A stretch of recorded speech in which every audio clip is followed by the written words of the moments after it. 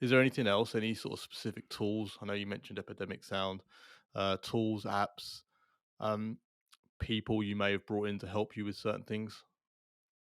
Okay, so now keep in mind, I've been doing this for a while. So over the years, I've invested in more. So when I got started, I bought a secondhand camera with a secondhand lens, a simple shotgun microphone, so one that sits on top, one of those cigars that points at your face, Hmm. and a little tripod. That's how I got started. And I did everything with that and a laptop. Even if you just have your phone and all you have is your phone, a Samsung, an iPhone, whatever it is, you can do all that stuff. It's got a microphone, you can edit on it and everything. So I'm going to be very clear about that one. Now, when you go forward, you start investing in things. You would do the same as a business. You either start investing in people, in hardware, software. Same for me.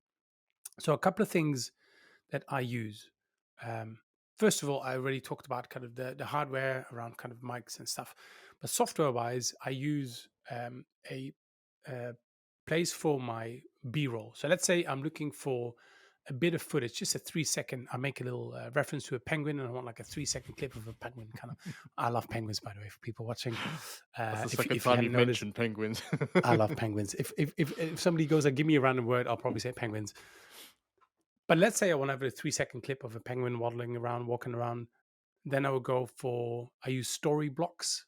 It's one of Oh, them. I've There's heard of other that. Yeah. ones called Envato is another one.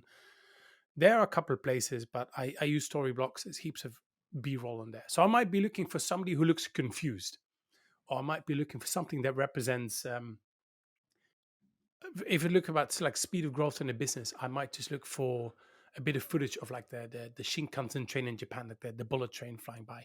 Yeah. So I use kind of metaphors for things and I find footage. So story blocks is one. I use Epidemic Sound for music. For the people out there, if you are going to monetize your content, when I say monetize, for instance, there's little ads I run at the beginning, at the ending of my videos. So I get a bit of monetization money. Just so you know, it's not much. I get between $50 and $100 a month. So it's really not that much money. But at scale, of course, longer over time, that can add up. If you want to be monetized, you cannot have copyrighted music. If I want to play the latest Foo Fighters track, or the latest The Weekend or something in my video, it will get demonetized really quickly, and I'll probably get a copyright strike against me. So that's why it's important to find uh, copyright-free, royalty-free music. I use Epidemic Sound for that. I often just use Pexels. Pexels is free images. Now I've got free footage, well, not free music, but royalty-free music, royalty-free footage, and free images, royalty-free images. And then recently, I've been playing with editors. I've given a couple of editors a video with minimal instructions and kind of go look at some of the other videos. I'll pay you for your time, even for the sample. Look at some of the videos. Here's a bit of a brand guide. Here are the fonts I use. Here are the four colors I use. This is kind of the style. Have a go. And yesterday I made an offer to one of those. So I'll be having an editor to do a lot of the heavy lifting because I want to create more content. I want to go back to the podcast, sharing a lot more content. Yeah. And the reality is, I'm just for 5 years, I've just been doing 100% by myself. And what that means is just ask my girlfriend. It's like evenings and weekends, and you know, when other people go out, I'll be sitting there looking for cat sounds on my computer, which I enjoy doing, but it's Do you, just a lot of work. And I think now it's time to up the game a bit, and that means investing. do you think it's important that you went through that 4 or 5 year journey to now when you're trying to hire an editor that you also sort of understand what they're doing or what you need to ask them or brief them in? I think it is crucial, even Yeah. because there's something I learned from my mom, and my dad. I'm from a family who were self-employed at home. We had our own family business.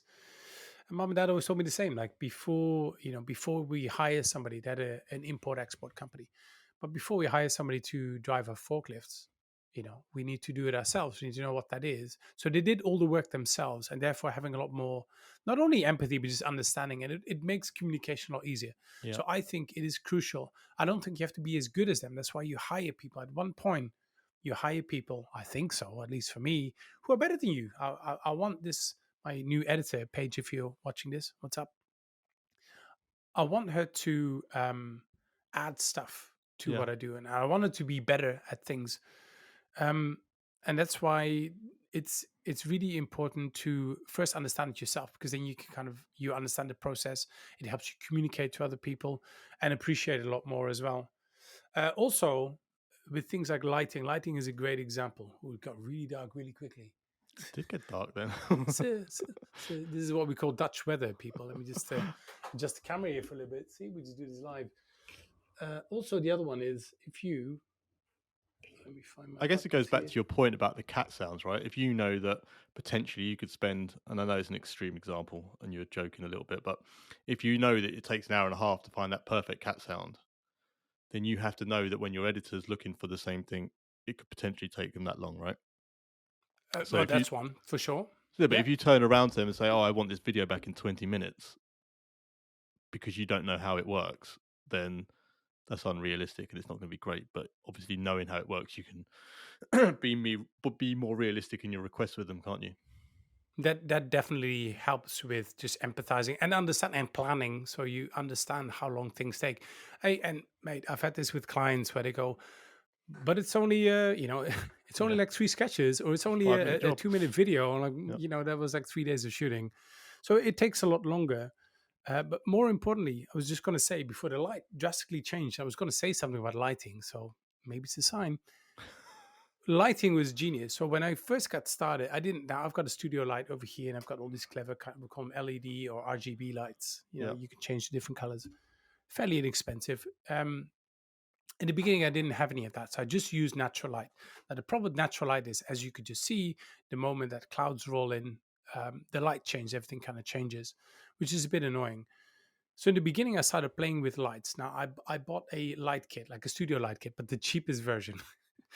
So something called 3 point lighting. In any studio, you have kind of, if you're watching this on video, and if you're listening to this, I'm basically pointing a different direction. You have three kind of lights around you. It's called 3 point lighting. So one is kind of slightly above you, behind you, and then one in front of you, one's more to one side. I looked at videos about how to do this, and I got these lights in. It is a big light box with kind of this white sheet in front of them, and etc. I set it all up and I recorded it, and I swear that video looked like I got captured by a terrorist cell and had to read out a ransom note. It was so incredibly poorly lit. Also, I lived in Singapore, so I was like a bit sweaty. So you could see kind of my sweaty forehead. There was a massive, kind of shadow cast on the wall behind. It looked horrible. Hmm. Was there anything wrong with the lights? No, I just didn't know how to use them, which is the same with any kind of technology. yeah. So I started playing around with things. I started trying things. Okay, so the light's way too bright. What if I just take out two bulbs? There were four massive bulbs in each light box. So take out two. Okay, still very bright. Let's hang a towel over it. Let's try to diffuse it a bit.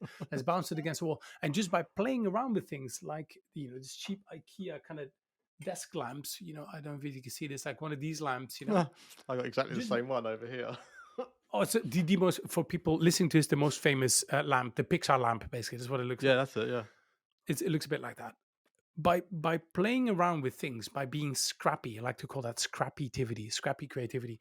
By playing around with things and trying to figure out what's working, what's not, I learned so much about lighting. So a bit of YouTube watching, a little of tinkering and playing. There's a great Dutch word for people who don't speak Dutch called klooien, and klooien basically means mucking around, mucking about, and that is so important in this. You have to play with things. You have to tinker.